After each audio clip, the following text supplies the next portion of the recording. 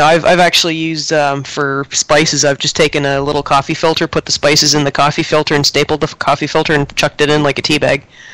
Yeah. Uh-huh. So you could probably use like a brewing bag or a fruit bag for your coffee grounds if you're going to do it that way.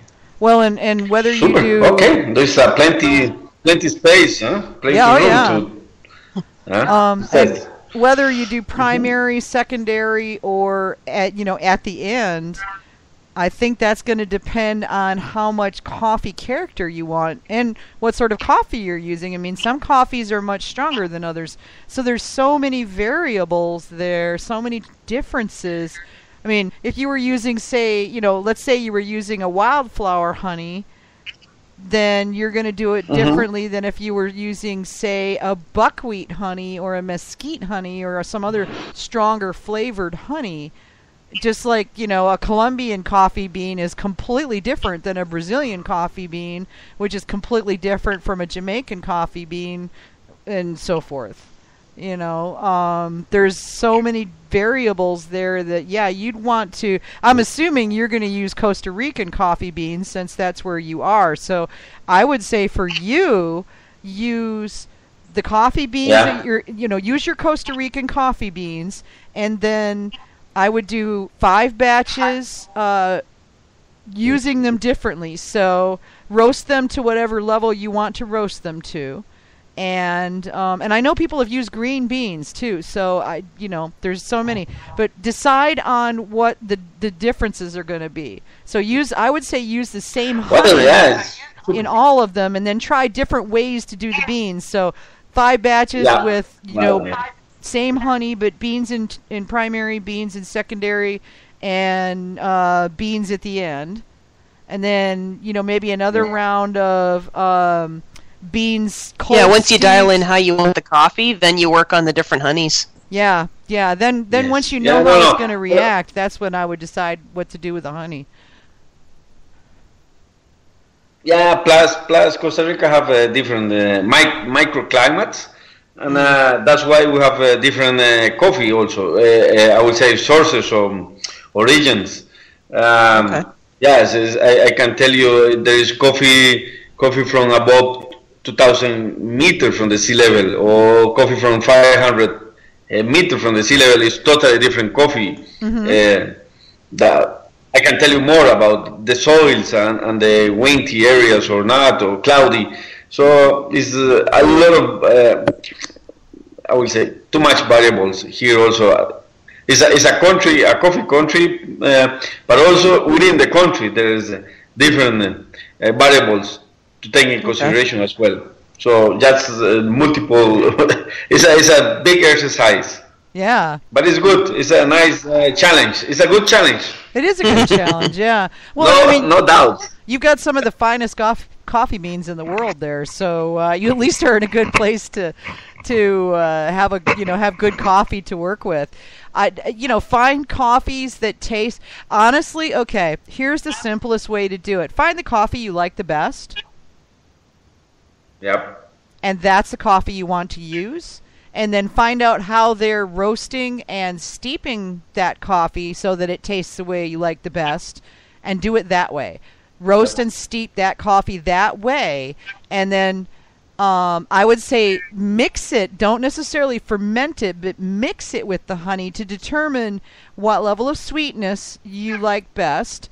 And then at that point, you can take the coffee roasted and brewed the way you like best, and then at the sweetness level you like best, and then from there can determine how much honey and what type of yeast to utilize to get that result. Does that make sense?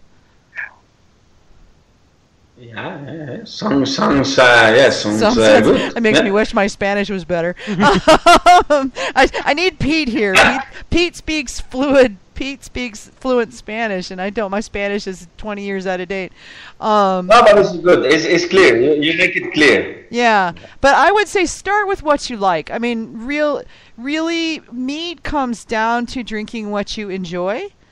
And so if you know, if this is the coffee that you enjoy con mucho gusto, you know, I mean, and forgive me if I'm mangling the language, you know, if this is the coffee you like the best, then that's the coffee you should start with.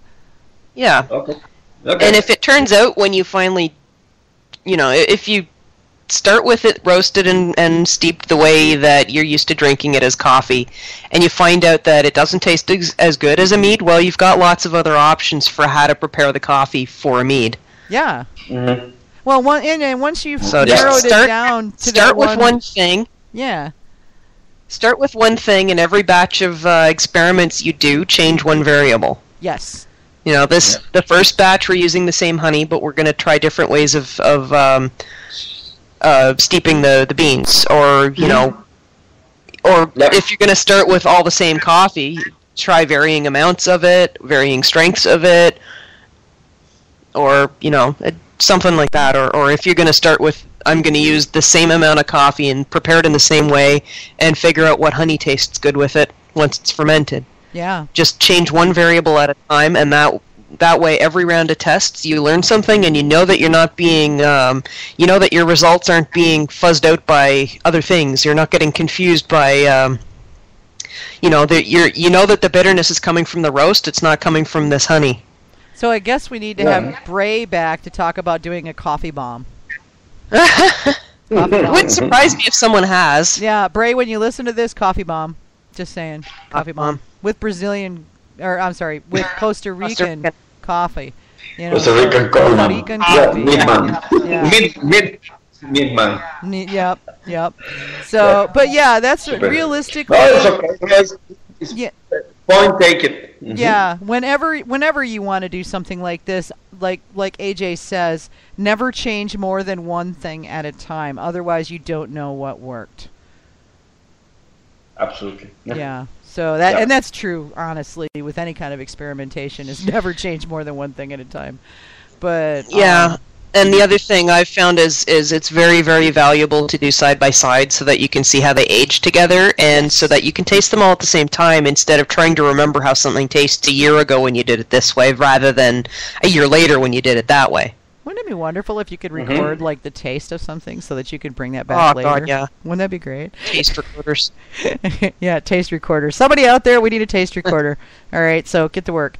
I use smart guys out there. Somebody, girls, women, people, men, children, I don't care. Somebody invent us a taste recorder. We need one. But yeah, I'll be interested to see what you come up with, because there's a lot of There's a lot of meads being made professionally and home in the United States with coffee, but I'm not hearing a lot about meads being made with coffee in the places where they grow the coffee. So we don't grow a lot of coffee up here. So, you know, I would be very interested to see what you can come up with, what you decide to design for a coffee. Okay. Yeah, so your job, should you decide to accept it, Luis, is you have to post this either on the Facebook group or on the web or on the forum, or both, so that other people can see what you're doing, because a lot of people will be interested. And probably other people who've actually done it will have better advice than we have. Mm-hmm. Yeah, because neither of us has ever made a coffee. I don't know. No offense to you know, you who lives in a country that makes a lot of its money from coffee. I don't like coffee. I'm sorry. I'm a tea drinker. So, but they grow pretty good tea down that way. Whereas I've learned. During my engineering degree, I learned that order of operations is very important, because there is a brewery that makes a very nice coffee porter. So you can make a beer out of coffee, but we tried in engineering running beer through the coffee maker, and that was stomach pump inducing. Yeah. So there is an order to the operations when it comes to coffee and beer. Apparently, there is. Yes, you can't quite do it that way. It has to be more so scientific. It may turn out that it's similar with meat, and scientific method. I hear it's all the rage. Yeah. Louise, but yeah, you may find out that, you know, it's better in primary or better in secondary. Yeah.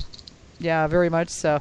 Luis, send me an email, and I'll get you I'll get you links to the meaderies that I know are making coffee meads, as well as emails for the owners, and I'll be happy to introduce you. So, you just send me an email, because I told AJ at the beginning, I am on a 3-day week doing 5 days of work this week, so it's very crazy, and I will forget. So Okay. email me, and then next week when I get back, I will definitely take care of that. So Okay. So, but I think my email goes to the Skype. yeah, I see Yep, it. I see it. Right. Yep, I see it. Just if you get a moment, just send an email to gotmead@gotmead.com reminding me, because what'll happen is I don't look at Skype until it's almost time to do the show, and it won't get done. So Oh crap! I was supposed to do that last week. I know, right? It's like, oh, I told Luis I'd send him this, yeah, and I won't have done it. So I'm going to be traveling Thursday through Sunday, so I will not be reading my email. I will be. I've got things I've got to be doing outdoors, which is kind of nice. So, I won't remember. So please drop me a quick email when you get a moment, so that I will remember to take care of that for you. Super. Excellent. So I don't know if we got. What else have we got going on? Yeah, gotmead@gotmead.com. That's it. Okay. Yeah, I got it. Okay, great. Cool. I will watch for that email. All right. So we've got we're running. Oh wow, look at that. We saw, even though we thought we were going to come up short, we didn't come up short. Ha ha, how funny. All right. Of course not. We talk too much. We do.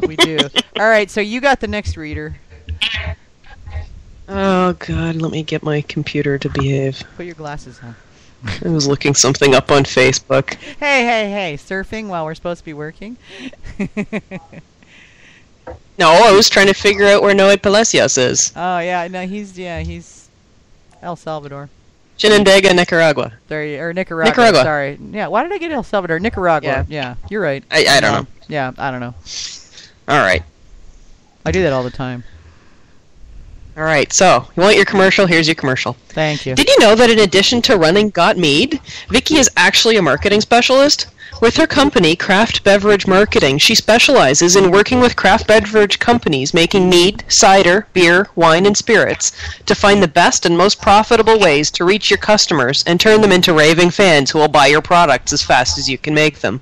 And she will work with you to craft the plan to make it happen. Check it out. Go to craftbevmarketing.com and grab a complimentary session with her to get some great ideas on marketing your craft beverage business. Well, I almost got through it without stumbling. Hey, that's fabulous. Beats having. I always feel silly reading that myself. We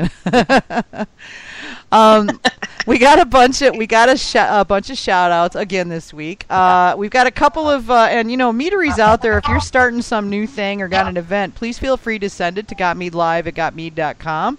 And we'll be happy to read it on the show for you. This is all about getting more mead to the people. So, Golden Coast Meadery is starting a mead club, and you can go find out more at goldencoastmead.com/mead club. So go check it out.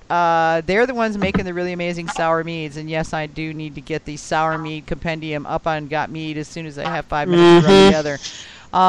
Bee Nectar has opened their Royal Jelly Bottle Club, which my brain immediately goes to Peanut Butter Jelly Time, because that's what Brad put on there with a picture of himself in a banana suit, and I will never be able to unsee that. Just saying, Brad. Brad the banana suit. Oh, I yeah. will never be able to unsee that. It's just burned into my brain. And underneath it says Peanut Butter Jelly Time, so that gets stuck in your head too. So thank you, Brad.